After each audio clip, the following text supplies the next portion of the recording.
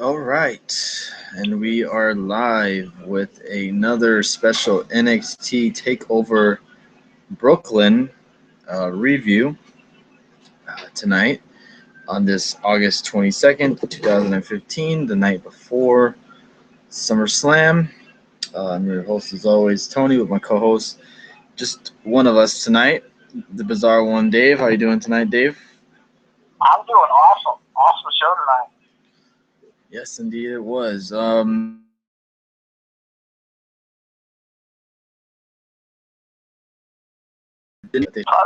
a cancellation of all the main matches that were advertised. So, I mean, we got the matches that we were supposed to, you know. They just showed everything that was originally advertised for the event, which we found out earlier today that they weren't going to show every single match that was listed for that show. So they saved them for NXT for the coming weeks. Yeah, for the tapings. I don't really care because this card right here is well worth what we got. I don't care. We'll see it in a couple weeks anyway, but still. So it'll be the next couple weeks we're gonna see some NXT episodes in Brooklyn, so that'd be nice. We'll see some matches from it. Right, exactly. So let's jump right into it. The first match was Liger taking on Tyler Breeze in a We singles. actually started with Triple H. Oh, that's right. That's right. Yeah, you can go ahead and say that. That was an awesome little promo, if you want to call it that. But Yeah, he pretty much thanked the fans for making NXT where it's at tonight, or where it is today, as popular as it is. They had 15,000, almost 16,000 fans. The original time they went on sale, they sold out, I think, in less than a minute.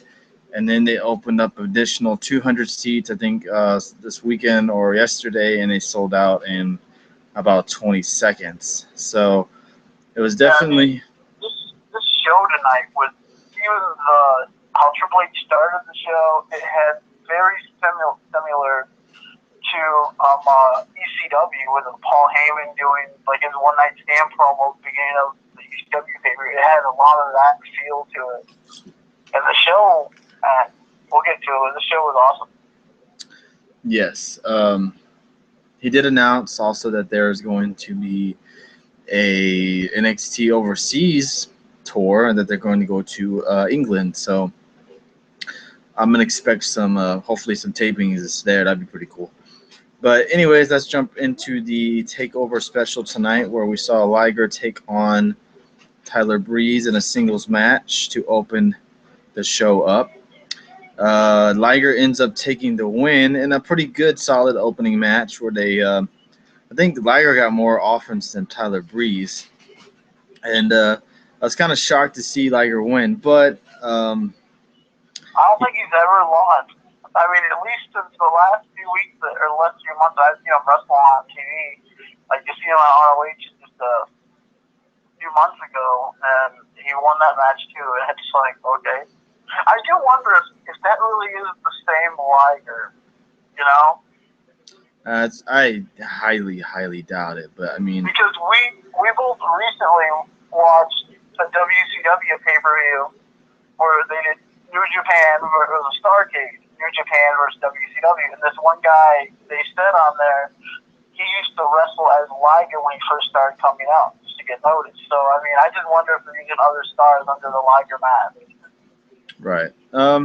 I highly doubt it. But I mean, you never know these days. That seems like Japan wrestlers age very well. Where they can go at any age. But yeah, Liger wins. Breeze lose. Kind of thought Breeze was gonna win, but I mean, he's facing a legend, so I mean, you gotta. It is what it is. But it was pretty cool to see him in an NXT ring. Odd though. And he just looked weird seeing him there for that match. Because I remember watching the old WCW days and when he would wrestle on WCW a little bit, and it was just like just odd seeing Liger in the WWE ring. And that crowd was awesome though. I mean, awesome crowd. I mean, they were marking out for him, which they should, because the character Liger is a legend. Right, and it was a solid opening match. It was definitely better than what I thought it would be, and again, Tyler, being Tyler with the whole runway entrance and with the women dressed up in kind of New York stuff attire, which is Yeah, pretty it was good. cool. I liked it. He had probably one of the best entrances of the night. Not the best, but one of the best. And it was kind of neat. Every month you're gonna. I hope they actually do something with him though, because it seems like every takeover event he's right there on the card in a big spot, but they haven't really done nothing with him. Yeah, I agree. He deserves his shot. I mean, he's kind of stuck in no man's land in NXT. So Yeah, there's so many people there right now that are getting pushed way before he does. right, I just don't think they know what they want to do with him quite yet. But I think he's on the rise eventually, hopefully. Um, I think next was the tag team match. Am I not? Am I mistaken? I think so. Yeah, I believe. Yeah, I believe. Yeah, I believe it was a tag title match. With the Vlad Villains versus gosh, what are their names? I can't. Blake and Murphy. There we go. I wanted to. I don't even know if they have like a tag team name or it's just Blake and Murphy. I guess. Yeah, I don't think they do either. I think they were. I think they called them by a certain tag team name before, if I'm not mistaken, and I just can't remember it. But I Yeah, think because they came out of nowhere too. I mean, when they won the tag titles, I got taken, and then all of a sudden, I mean, they just. I really enjoy these guys. We talked about it online earlier that they remind me of like an 80s or a 90s tag team, and they just look like a tag team. right with the long hair and the matching attire and stuff like that. And then they had Alexa Bliss with them, who gets in the ring and kind of trash talks them, saying that they couldn't get anybody to come down with them, meaning like a manager or some. I don't know exactly what she meant by that. I guess a manager to come down with them to have their back. Lita did on the pre-show kind of tease that she was gonna come down there, but she didn't. It was Blue Pants who was getting a nice little cheer before Yeah, she I mean, actually did come it was down. crazy. And I mean, I love her character. I think if it wasn't for that whole thing with Kaz and Enzo was doing that little gimmick thing with her, I don't think she would have got over as much as she did, and that just put her way. People just liked her. I think she originally just came in as a joke, and then all of a sudden she got really people like this chick. So I mean, yeah, I mean she's in her. I love her theme music, which is Cassidy just freaking singing Blue Pants, which is hilarious. And we even got chants like Blue Pants City, which was had me laughing so hard. Yeah, it was pretty good. I mean, I'm sure she was marking out inside, so that was a pretty good moment, cool moment for her. The And a match is lot of these guys tonight, I mean,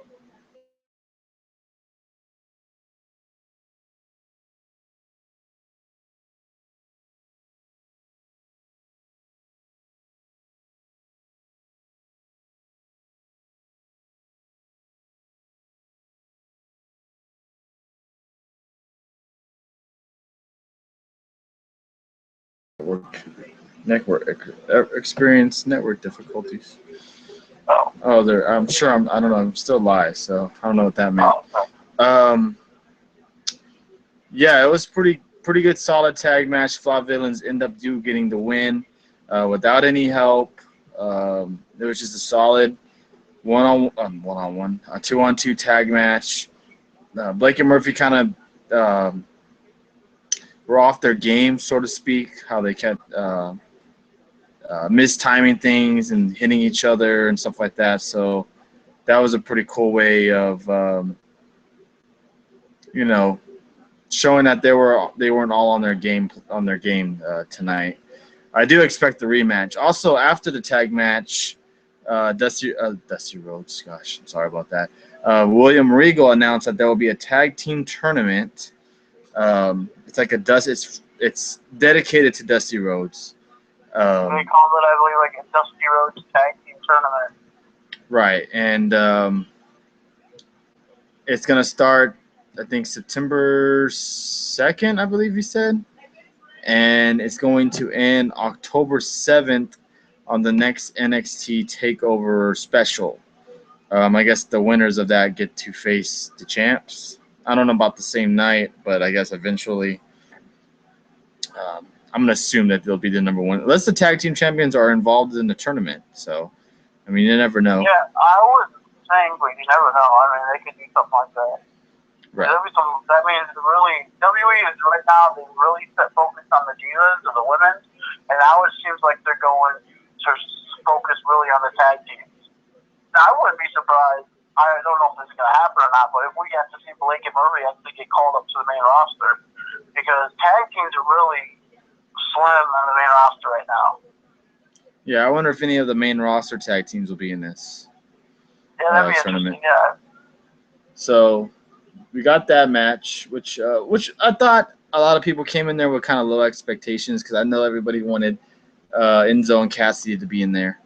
But yeah, I'm surprised that they weren't in the match. Like, I was like, okay. And then I was really like, okay, good for them. And then it became more about, okay, who's they going to get to come up with them? You know, it was more about that. And then it became like, wow, this is a really good match. This is like, and it just blew people away, I think. Like, wow, this is awesome. Yeah, the Vaudevillains were good. I like some of the I like how when they did that little they were trying to do the double suplex off the rope, and usually it ends up being a power bomb and then doing the superplex, but this time it didn't happen. I actually liked that for a change. Yeah. The double net breaker, or when they threw him, I can't remember. I don't know each other's. I can't think of the guy's name. The Cesaro look-alike. I'll just say that. English or something like that? Yeah, English. When they threw him up in the air and he did the neck breaker. That was nice. Yeah, I mean, and they're tag. I really like these guys as a tag team. I mean, they got a nice look to them. They kind of remind you of the Blue Bloods with Wiggle and Bobby Eaton a little bit. Yeah. And then the other teams remind you of just a classic 90s, maybe American males type team from like WCW as well, but they just got that great look as a tag team. Both teams are. NXT got some pretty good tag teams. They ain't got a lot, but they got some pretty good ones. Mm-hmm. So the Vaudevillains are the champs, and I guess we'll see where it goes from there. Like we said, there's going to be a tag team tournament going on, so that's going to be something else to be looking forward to. Next, we had the long-awaited debut of Apollo Crews. What did you think of it? I was looking forward to it because I kept seeing the vignettes for him. I'm like, okay, this guy looks like an athlete. Looks like I think he would have to have been like an ex-football player or something. He got that look like he was. And then, I mean, he has some serious agility. He has like Bobby Lashley's strength with like Shelton Benjamin's agility. I mean, that's what you want to. I mean, that's what I combine them on. It's like, man. I mean, the dude can like. If you really put him against some, I'll say Dylan's was great in this match too, but this guy could really fly, I think, if they really put him against some other people. I mean, I could see him doing some flips over the top rope and all that outside the ring. Yeah, the limits for him are very high. The expectations for him are very high. I mean, imagine a match with him and Balor, or him and Samoa Joe, or I mean, the list goes on and on of the possible matches this man can have. I don't think he's going to be there that long at all. I think he gets called up really quick.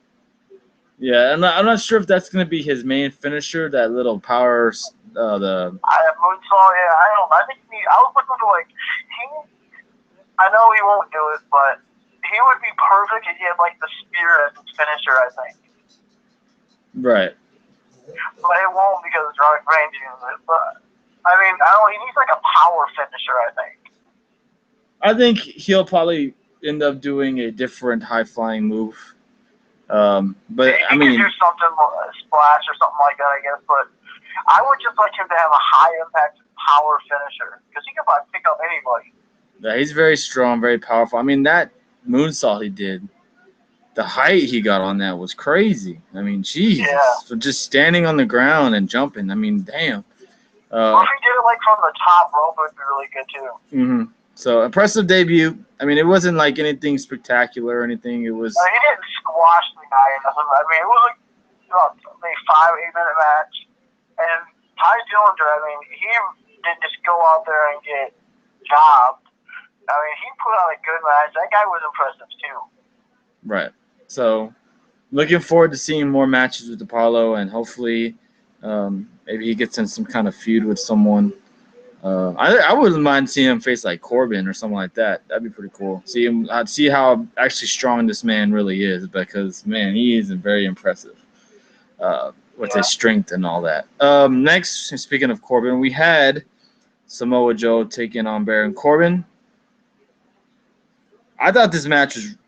I mean, not gonna say it was like a 5-star match or anything, but this match really kind of showed me something with Corbin, because he's not the greatest wrestler in the ring, but he actually showed some new moves, showed his power, that's for sure. And he fell short in the match. He loses to Samoa Joe, which is it just what did they call it? What kind of sleeper hold did they call it? It's like it was something clutch. It's basically the Taz mission without the arm. It's basically what her sleeper choke or whatever. And I like how he reversed it, because he tried to do the pin and then he reversed it into the chokehold. And Corbin I think even in this match, Corbin even showed a little bit of wrestling too, because when he got Joe on that smooth takedown hook right to like a heel hook, it looked like it was hooked perfectly, but the way he got him down was really smooth. I like that. And I really like one of his matches. But I think this match is probably one of his best by far, and it was a really good match. I enjoyed this match. I was surprised that, I guess I was still thinking he was undefeated or something. And just how he's been talking all that trash about indie wrestlers, basically. And I thought they were going somewhere where he's going to just beat all these indie wrestlers. I thought that's maybe where they were going to go. But, I enjoyed it. I'm glad Joe won. And I would want another match. I think these guys had a really good match. I think Corbin has to win a match in this little feud just because they're talking crap about all these indie guys. And this is really, if you want to count Rhino, this is really the only guy Corbin ever faced that was really even worth anything. Actually, the biggest star he's faced, really. Oh yeah, definitely. This has been his biggest feud, definitely. And I don't think it's over yet. It didn't really seem like it was over yet. Samoa Joe gets the win. I don't think he'll be on the roster for very, very much longer. So. Oh, Joe? Yeah. Do you think they call him up? Yeah, I think they call him up. Imagine if he was a surprise entrant in the Royal Rumble or something. The crowd would go insane. Yeah, that's pretty cool. Yeah, I guess they could, but I don't know if they want to keep him in NXT for a little bit longer, just because Owens is pretty much done with that now. And they don't want to, basically take every big star off of NXT, because they still want to do, like they said tonight, the UK tour and all that. Mm-hmm. So, really, who's next for Balor? That's going to be an interesting process where they go with. Right, because it's open. You can go any way you want. But, it's really going to be interesting. Yes, there's a lot of guys that they can throw out there. Next, I think, was the women's match, right? Correct? Yes. I thought she was actually introducing him, but she didn't introduce the video package. Yeah, Stephanie came down, hyped up the crowd about the women's division, and they showed another video package with Bayley and Sasha Banks before the match actually ended up starting. And I did like what you said, that Triple H doesn't call it a main event. He says the women's and NXT is the main event. Mm-hmm. So I like that. And it's and this match truly was and could have been the main event of the show. Definitely. To me, this was the best match on the card, by far. In my opinion. I have to agree. This is probably. The ladder match was great too, but man, this match. To me, this match with them two, this was more emotion in the match between Sasha and Bayley. And I think Bayley came in there with a lot to prove, because a lot of people don't see her as, one of the women that should be called up. And I think tonight she proved a lot of people wrong. And this match right here, we've seen a lot of matches so far this year. I think this is the best match I've seen all year. With the emotion, the selling, the moves. It was just I don't have one negative comment to say about this match. I know the match was awesome. I mean, the bumps and the wrist, these girls, it reminded me of like watching the cruiserweights because these girls were flying all over the place. The moves they were doing were unreal. I mean, the entrance, they both had some cool entrances. Bayley had some polka dots on her and on her Dusty Rhodes. I mean, that was really cool. And Sasha came out to this cool little entrance with like security guards. And just the match, I mean, man. I mean, it's really tough. It's between, you want to talk about not comparing like male and females, but I mean, just comparing like the emotion of the match and everything.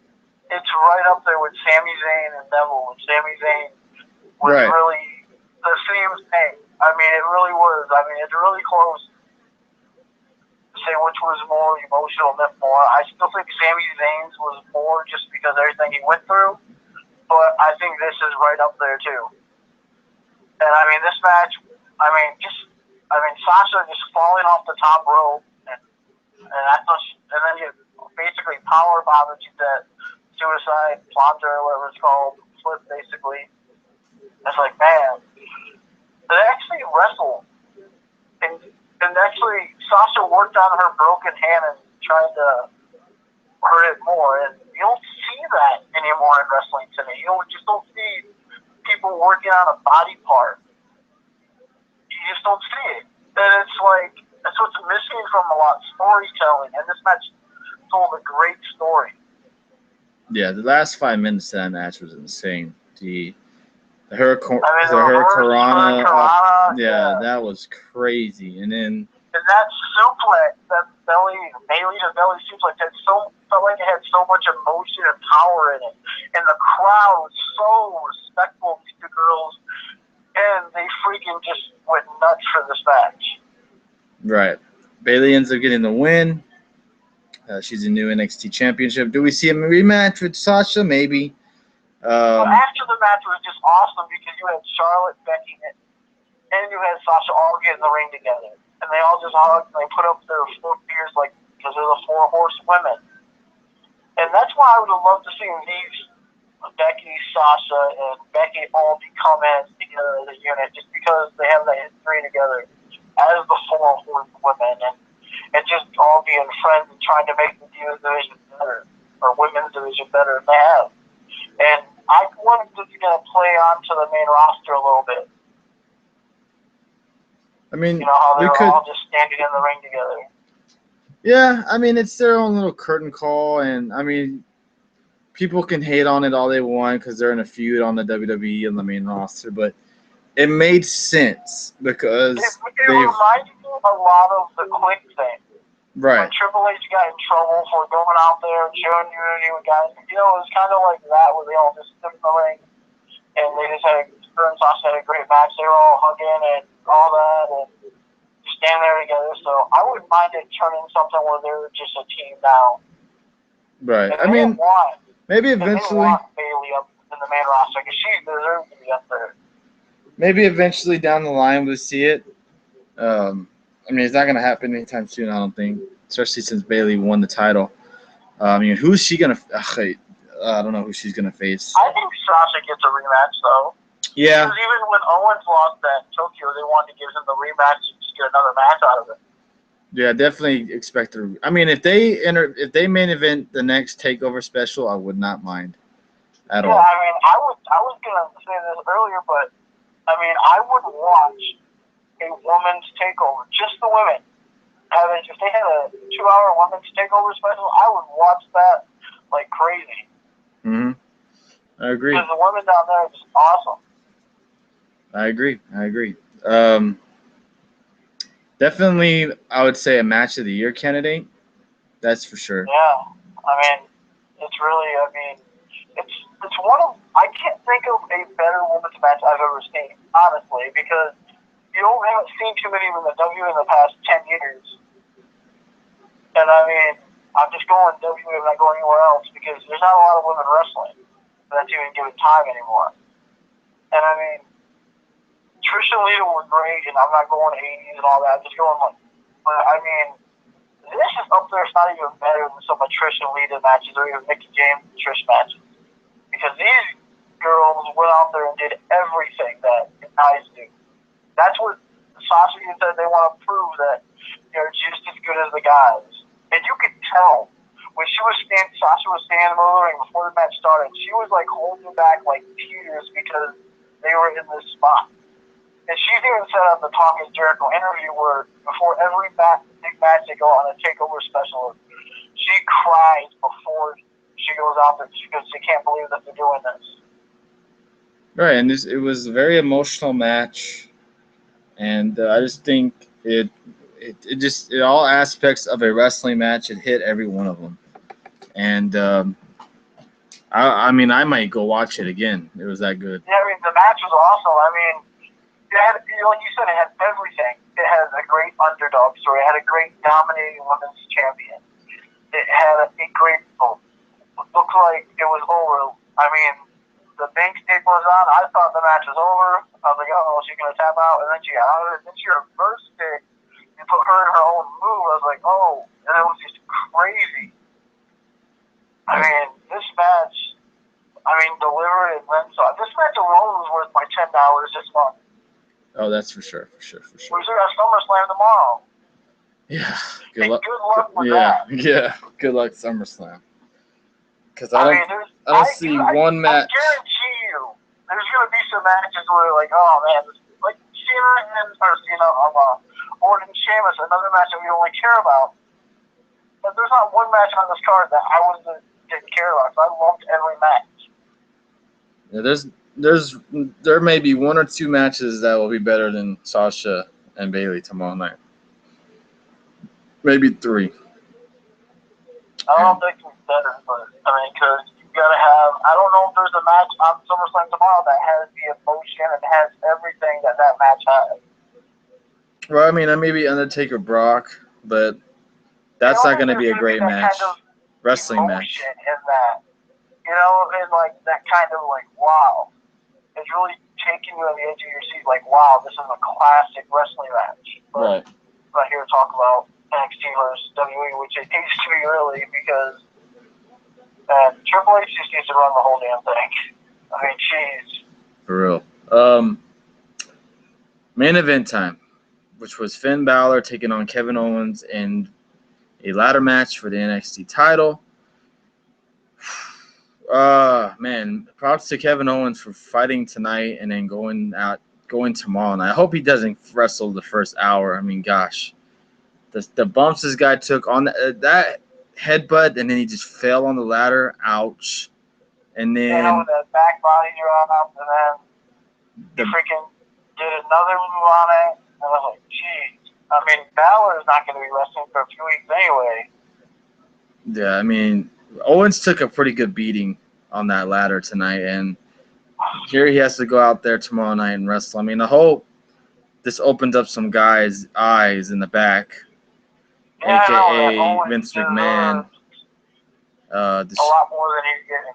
I just think, to me, Owens fits NXT more than he does the main roster because he can be his own self. And he's not. To me, he's a little bit watered down on the main roster. Yeah, I like him more. He seems like more of himself in NXT than he does on the main roster because he fits NXT so much better. Right. So I mean, I mean, he's just an NXT guy. It seems like, and like Finn Balor says, he doesn't want to leave NXT. He loves NXT. He wants to stay right there in NXT. For now, he said he's comfortable there, and so I mean, and just like there's so many guys in NXT right now, and they can use Kevin Owens to stay around a while. I don't know if he will. If he'll just go like back to the main roster. That's it. I think him losing tonight pretty much means that he's going to stay on the main roster. Hopefully they'll change his losing ways. Hopefully, because he does not deserve what he gets. About tomorrow, because like we talked about on our predictions video, it's like, hey, he lost at Battleground, a Money in the Bank, Battleground, Japan, tonight, and I bet like 5 tomorrow if he loses to Cesaro. Which is probably likely, which I picked him to win, so I hope he wins.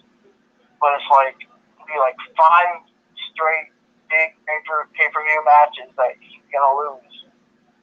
But I mean, if he loses tomorrow. At least if he loses tomorrow night, he has a valid excuse. Because the bumps he took. Yeah, but I'm just saying, though, it's just going to continue. It's like, they're just burying him, and it's like, wow, I wish he would have never went up against John Cena because they're just like killing his career. Right.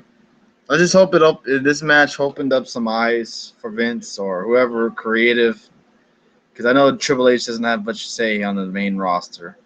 Sure, he gets his little 1 or 2 cents, but that's about it. But I mean, hats off to these two guys following that women's match because it was not going to be easy. I mean, this match was good though. I mean, it went way past. It went about 20 minutes after 11, and like they said on the show, if this was a pay-per-view, it would have got cut off. So I mean, that's a bonus, but they probably can't really do that. Something like that on like a WWE main pay-per-view because you pay $60, you shouldn't get on the line and $60. But if there's still other people doing that, it wouldn't be right. They pay $60 and the pay-per-view gets cut off, but it stays on the network. Right, it's their own network. They can do whatever they want. Yeah, so I get why I would want them to like go over just because the people who did pay $60 for it, which I don't know why. They would basically be getting moved off and they just paid $60 to the ending. Right. So I mean, I think this was definitely probably the best takeover special they've had, possibly. I mean, yeah, they've had a lot of good ones. I mean, but yeah, this one had. You had a legend you've never seen in WWE ever. Jushin under Liger. I mean, you had a great tag match. He had a really good match with Samoa Joe getting his first. This is probably Samoa Joe's biggest career he's ever wrestled in front of. Right. I mean, almost 16,000 fans came to see these guys wrestle. I mean, NXT is probably one of the most popular venues to see right now. I mean, Triple H said it earlier today, and then he said it on the show tonight. That NXT is the fans' show where we give the fans what they want. And there was no stupid segments in the back. There was no, like you even see on pay-per-views now, they just do them on the Raw, especially these stupid little segments. Triple H is all about just giving fans the wrestling that they want. And fans want wrestling for you, and that's what Triple H does. I mean, why Vince McMahon doesn't get it, I have no idea. That we don't want to still see the same stuff. We want to see different people getting the opportunities. Like NXT is giving everyone the opportunity. Everyone gets a chance to shine. Exactly. So, very, very, very good special tonight. Finn Balor gets the win. Not sure where it happens next. Yeah, I mean, it is interesting. I mean, who is there to put up against it in October? I mean, unless Kenta's or Hideo Itami's coming back anytime soon, I don't know. I mean, there's always that. I mean, maybe they just don't have a title match at the takeover. I think they do because they want to. I mean, they could have the women's main event, I guess, and then have like a number 1 contenders match, I guess. But I would think they'd want the NXT title on the line. I think they've done that before, didn't they? They didn't have a title match on the card. They had, I think it was Charlotte, if I'm not mistaken, in the main event. Title might not, but I'm trying to remember the champion. I think they did because I think Neville won it, and he was champion for a long time. They did the Fatal 4-Way. They did Neville and Tyson Kidd. They did the 4-Way, then they did Neville and Zayn. Yeah, I think they have done a title match in every show, so. We will see I next. think they would. And October is not that long away. It's like a little over. That pay-per-view is a little over a month away. Right, so it's definitely something to be looking forward to. Definitely check out these next couple of tapings because of the tag team tournament. I mean, good luck to SummerSlam tomorrow night because it's going to be hard to follow tonight's. Can you imagine like every show is gonna be there. Like SummerSlam's gonna be there tomorrow. Raw, I believe it's gonna be Raw as well. They're all gonna be at the same place. Mm-hmm. So I mean that is crazy. I don't think they've ever done that before, where they just have 3 straight shows in one arena and they're all sold out. That must be nice to be in Brooklyn right now, but definitely, definitely go back and check out Takeover. It'll be definitely worth your time. But yeah, I guess that'll be it for tonight. We'll be back tomorrow night with the SummerSlam review, 4-hour spectacular. It's got a lot to prove because tonight was really good, and tomorrow night. Yeah, and they moved the tag titles pre-show, so that'll be interesting. See how much time they actually get. So they have about 9 matches on SummerSlam. So. And to see Sasha Banks, see how much she's even able to do to her, because she had one hell of a match tonight. Yeah, 20. I think it was almost 20 minutes they had. So. Yeah, because that Finn Balor and their match didn't even get me to almost 11 o'clock. And they went 20 minutes after 11, so they went for 20 minutes. Yeah, they went for a while. The women's match went for a while, which was great and well deserved from both of them. So, yeah, I think that's gonna about it. Anything else you want to add to tonight's video before we end it and come back tomorrow night? No, I mean, that should be it. I mean, go back and check this out. I don't know if you're not subscribed on there, don't know why, because you're getting everything you want with this right here. Yeah, and it's NXT free. Is the WWE Network. Exactly, and it's free this month, so you're not wasting any money. It's free every month, I think. Yeah, jeez. But yeah, we'll be back tomorrow night at about 11:30 Eastern after SummerSlam. Hopefully, it's going to be a great show. It's going to have a tough act to follow after tonight, but hopefully it lives up to the expectation that they're trying to pull on us.